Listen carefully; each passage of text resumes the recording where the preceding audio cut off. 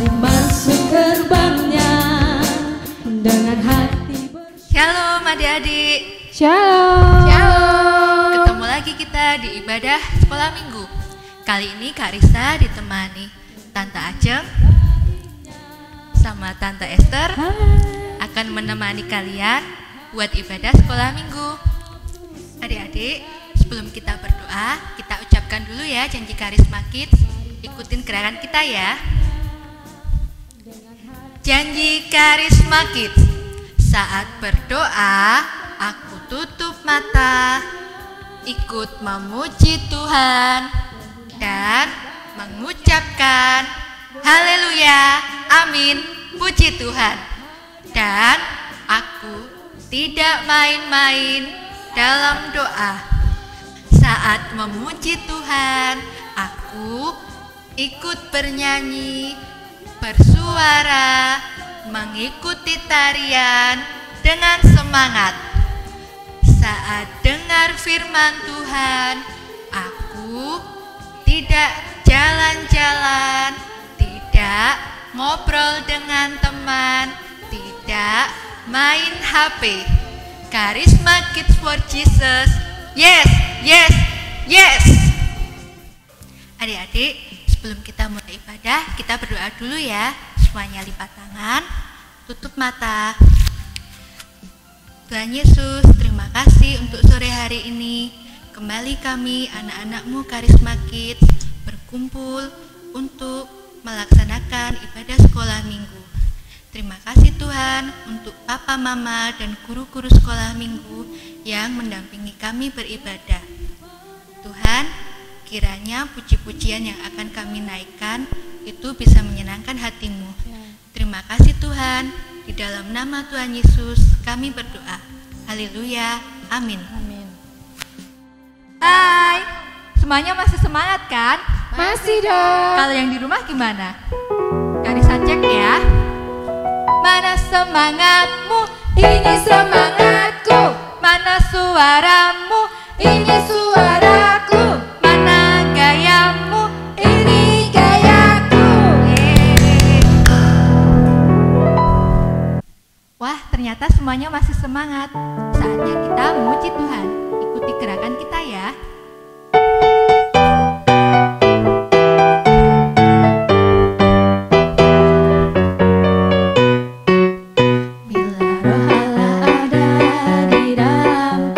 Bukan menari,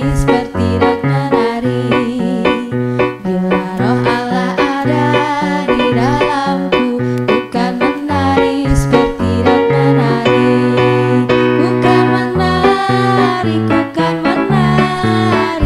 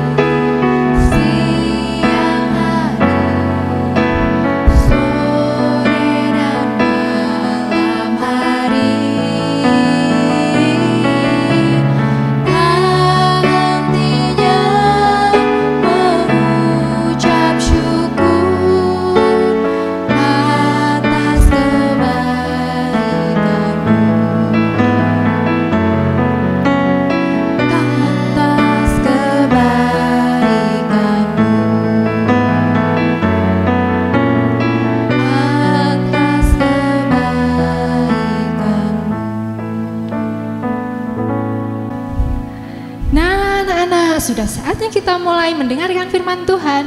Saatnya kita berdoa. Sekarang siapkan sikap doa yang baik ya. Tangan dilipat, kepala tunduk, mata menutup. Ikuti Bu Esther berdoa ya anak-anak. Selamat sore Tuhan Yesus. Selamat sore Tuhan Yesus. Terima kasih. Terima kasih Untuk sore hari ini. untuk sore hari ini. Sebentar Tuhan, Sebentar Tuhan, kami akan mendengarkan firman-Mu. firman-Mu. Biarlah Tuhan Biarlah Tuhan yang menjamah yang menjamah setiap hati kami. berkati Berkati guru sekolah minggu kami guru sekolah minggu kami yang akan menyampaikan firman Tuhan.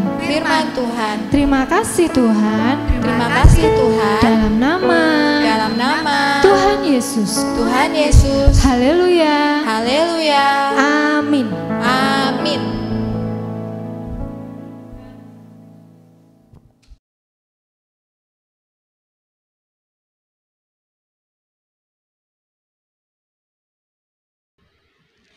Hai, Shalom Karisma Kids, selamat sore. Jumpa lagi dengan Tante Fitri yang akan menyampaikan firman Tuhan sore hari ini. Nah, sebelum kita dengar firman Tuhan, apakah kalian masih ingat dengan si Dombi? Ya, minggu lalu kita sudah buat Dombi. Nah, sekarang kita mau lihat nih video kreativitas anak-anak dalam membuat Dombi dan ayat hafalannya. Kita simak dulu ya.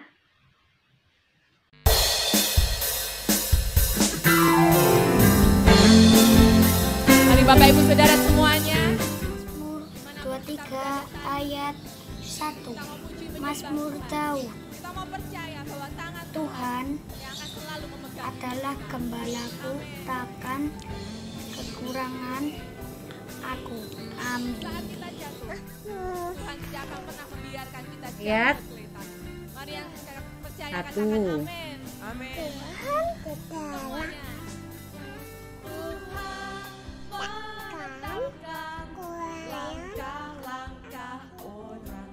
Mazmur 23 ayat 1. Mazmur Daud. Tuhan adalah gembalaku, takkan kekurangan aku. Tak sampai tergeletak, sebab Tuhan menopang tangannya. Mari dengan iman percayamu, mari katakan, mari pujikan pujian ini. Haleluya.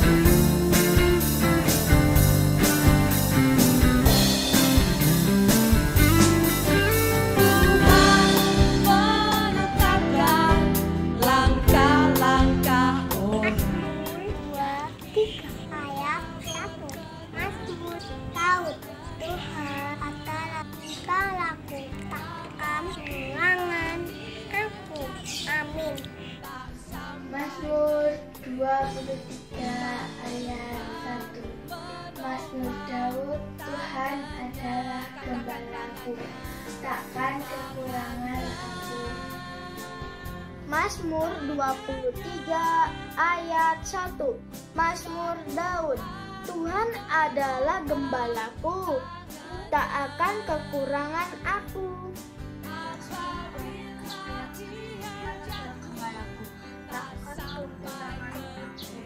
Mazmur 23 ayat 1. Tuhan adalah gembalaku, tak akan kekuranganku.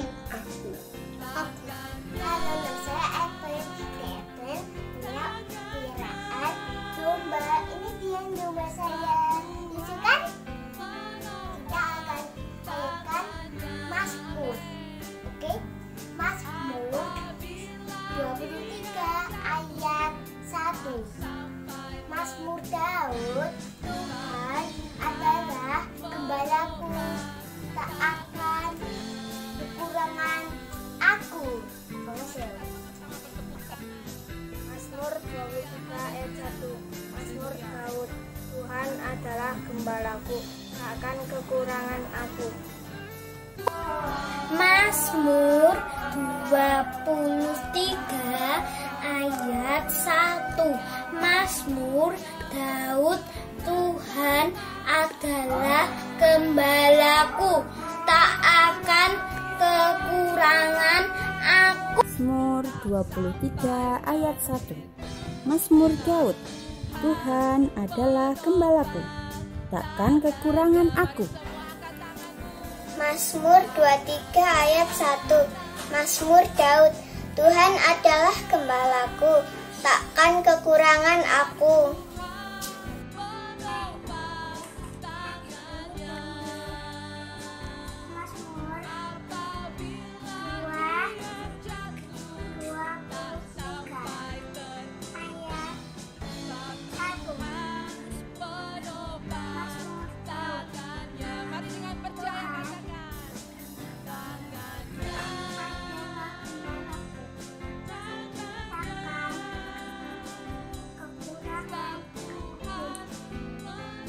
Halo teman-teman, nama saya Hazel. Saya mau menghafalkan Mazmur 23 ayat 1. Mazmur Daud. Tuhan adalah gembalaku, takkan kekurangan aku. Terima kasih. Hai teman-teman, nama aku Siva. Aku mau menghafalkan ayat Mazmur 23 ayat 1. Mazmur Daud. Tuhan adalah gembalaku, tak akan kekurangan aku. Terima kasih. 23 ayat 1. Mazmur Daud. Tuhan adalah gembalaku, takkan kekurangan aku. Hafalan. Coba mau ayat hafalan. Mazmur 23 ayat 1. Mazmur Daud. Tuhan adalah gembalaku, takkan kekurangan aku. Amin. Dadah. Mari beri kemuliaan bagi Tuhan. Haleluya. Haleluya.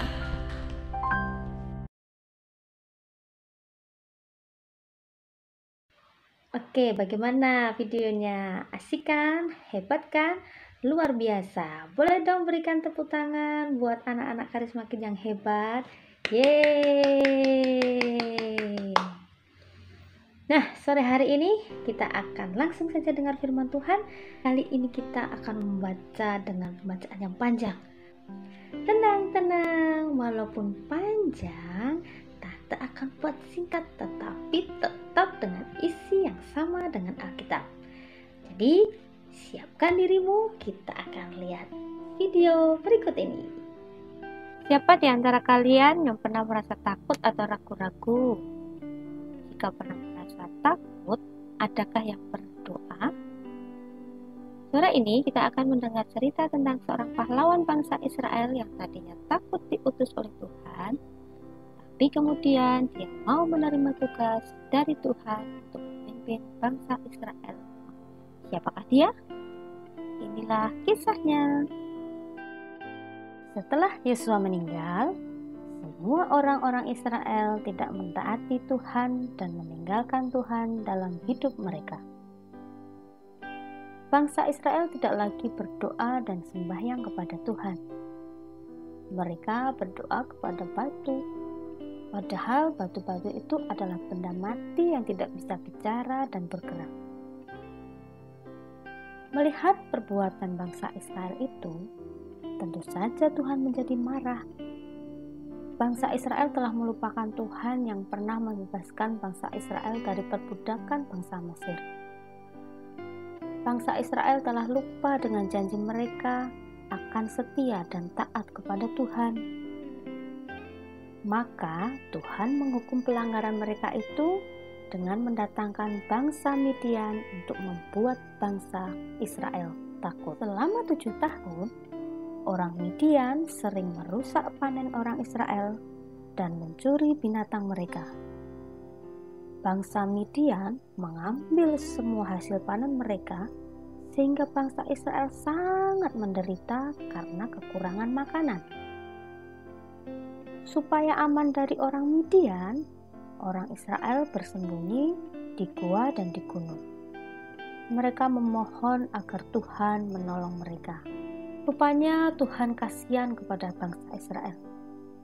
Maka Tuhan mengutus malaikat untuk bertemu dengan Gideon. Ketika malaikat mengatakan bahwa Tuhan mengutus Gideon untuk memimpin bangsa Israel mengalahkan bangsa Midian, Gideon menolak sebab ia merasa masih muda dan takut kepada bangsa Midian. Tetapi keputusan Tuhan tidak bisa ditawar. Untuk meyakinkan dirinya, Gideon meminta tanda kepada Tuhan. Lalu Gideon mengolah daging seekor anak kambing dan membuat roti yang tidak beragi. Setelah selesai disuguhkan kepada malaikat itu, kata malaikat itu, "Letakkan daging dan roti di atas batu dan siramlah dengan kuahnya." Sungguh ajaib, daging dan roti yang basah oleh kuah atau air itu terbakar dan habislah daging serta roti itu. Maka sadarlah Gideon bahwa yang mengutusnya adalah Tuhan. Akhirnya Gideon mau sebab Tuhan akan menyertainya. Pertama-tama yang dilakukan oleh Gideon adalah merobohkan tempat sembahyang bangsa Israel. Batu-batu inilah yang menjadi sumber kemarahan Tuhan. Gideon mengajak bangsa Israel untuk kembali berdoa kepada Tuhan, bukan kepada batu-batu itu. Untuk menghadapi bangsa Midian, Gideon masih merasa takut dan ragu bahwa Tuhan akan membuat bangsa Israel menang melawan bangsa Midian yang kejam. Lalu dia meminta tanda bahwa Tuhan akan menyertainya dalam peperangannya melawan bangsa Midian. Kemudian Gideon meletakkan guntingan bulu domba di atas tanah. Lalu Gideon berdoa, "Apabila hanya guntingan bulu itu ada embun, tetapi seluruh tanah di situ tinggal kering, maka taulah aku bahwa Engkau mau menyelamatkan orang Israel dengan perantaraanku, seperti yang Kau firman." Pada keesokan harinya, tanah di sekelilingnya kering, tetapi guntingan bulu itu basah oleh embun. Sekarang dia ingin Tuhan mengirimkan embun di tanah, tetapi tidak pada guntingan bulu domba. Pagi berikutnya, di seluruh tanah basah oleh embun, tetapi guntingan bulu domba itu kering. Lalu Gideon keesokan harinya bangun pagi-pagi dengan segala rakyat, lalu berkemah dekat mata air Harod. Ada 32.000 orang tentara. Lalu berfirmanlah Tuhan kepada Gideon, "Terlalu banyak rakyat yang bersama-sama dengan engkau." Tuhan tidak ingin orang Israel berkata, "Tanganku sendirilah yang menyelamatkan aku." Lalu Gideon berseru pada rakyat itu, "Barang siapa yang takut dan gentar, biarlah ia pulang." Maka pulanglah 22.000 orang dan hanya tinggal 10.000. Tetapi Tuhan berfirman, "Masih terlalu banyak rakyatmu. Suruhlah mereka turun minum, maka aku akan menyaring mereka bagimu." Maka terpilihlah rakyat yang menghirup air dengan tangannya ke mulut sebanyak 300 orang. Sedang yang lain yang menghirup air dengan lidahnya pulang ke kemah mereka masing-masing. Inilah jumlah yang dikehendaki Tuhan untuk berperang melawan bangsa Midian. Dari 32.000 disaring menjadi 10.000 dan yang terakhir menjadi 300 orang. Kira-kira apakah dengan 300 orang saja bangsa Israel dapat mengalahkan bangsa Midian? Tetap konsentrasi ya, Karismakit. Dengarkan cerita selanjutnya. Mengetahui bahwa Gideon masih merasa takut, Tuhan menyuruh Gideon untuk turun ke perkemahan orang Midian dan membiarkan Gideon mendengar melalui salah satu tentara Midian yang menceritakan tentang mimpinya yang aneh. Dalam mimpinya, sekeping roti jelai terguling masuk ke perkemahan orang Midian dan menghancurkannya. tentara yang lain merasa takut. Ini adalah pedang Gideon, dia berseru. Saat Gideon mendengar mimpi itu dan artinya, dia tahu bahwa Tuhan akan memberikan kemenangan kepadanya. Kemudian kembalilah Gideon ke perkemahan orang Israel lalu berkata, "Bangunlah, sebab Tuhan telah menyerahkan perkemahan orang Midian ke dalam tangan." Dia memberikan masing-masing prajurit sangkakala, sebuah puyung kosong, dan obor. Gideon berkata, "Perhatikanlah aku dan lakukanlah seperti yang kulakukan." Inilah senjata prajurit Gideon. Kira-kira apakah yang direncanakan Gideon dengan persenjataan seperti itu ya? Biasanya kan kalau berperang senjatanya ada pedang, tombak, panah, dan lain sebagainya. Kali ini yang dipakai Gideon dan prajuritnya adalah sangkakala, puyung kosong, dan obor. Apakah yang akan terjadi, Karisma Kids? Kita lanjutkan ya. Setelah itu, mereka pergi ke perkemahan bangsa Midian dan mengelilingi tentara Midian. Sebagai tandanya Gideon, tentara-tentara meniup sangkakala dan memecahkan puyung, menyalakan obornya, dan berseru, "Demi Tuhan dan demi Gideon! Demi Tuhan dan demi Gideon! Demi Tuhan dan demi Gideon!" Betapa ributnya, sangat membingungkan. Orang-orang Midian bangun dan menjadi ketakutan. Suasana di perkemahan Midian menjadi kacau balau. Sedang 300 orang itu meniup sangkakala, maka di perkemahan itu Tuhan membuat pedang yang seorang diarahkan kepada yang lain. Lalu larilah orang Midian meninggalkan perkemahan mereka. Dan akhirnya Gideon dan bangsa Israel meraih kemenangan atas orang Midian dengan bantuan Tuhan. Yeay! Sesudah kemenangan yang hebat, orang-orang Israel meminta Gideon untuk memerintah atas mereka.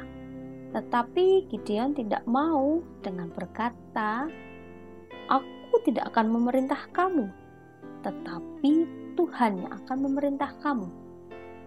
Gideon tahu bahwa hanya Tuhan yang mempunyai hak untuk memerintah dalam hidup orang Israel. Nah, kita kan sudah diberi Tuhan tangan. Dengan tangan kita menolong ibu dan ayah. Kita diberi mulut. Dengan mulut kita bicara yang baik. Kita diberi telinga. Dengan telinga kita mendengarkan saat orang tua berbicara. Karisma Kids mau kan dibuat berani dan bisa melakukan hal baik oleh Tuhan seperti Gideon? Amin, puji Tuhan, firman sore hari ini, Tuhan Yesus memberkati.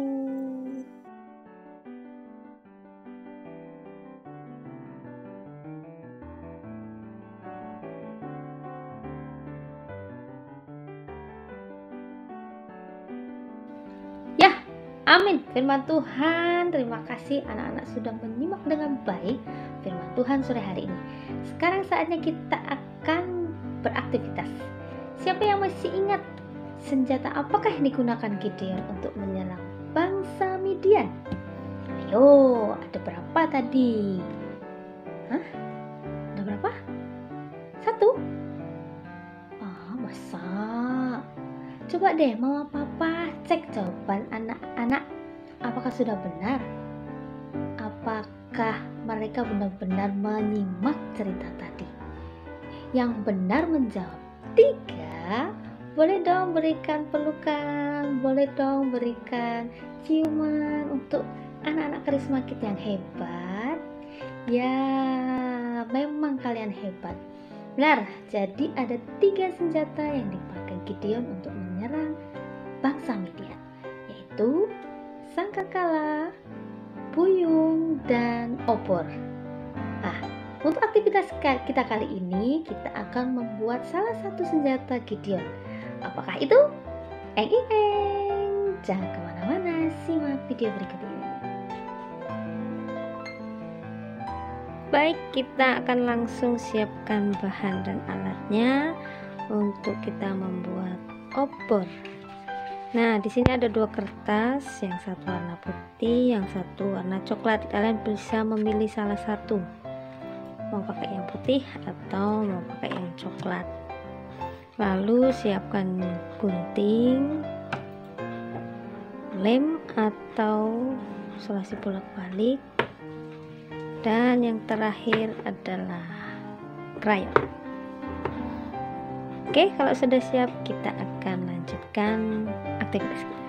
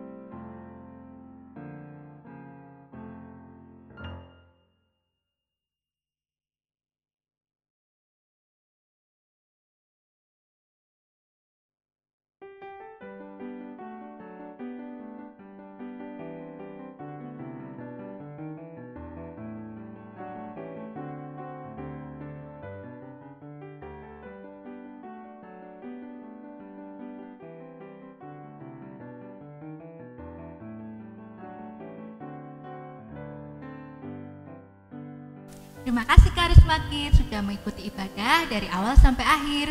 Ketemu lagi minggu depan ya. Dadah. Tuhan Yesus memberkati.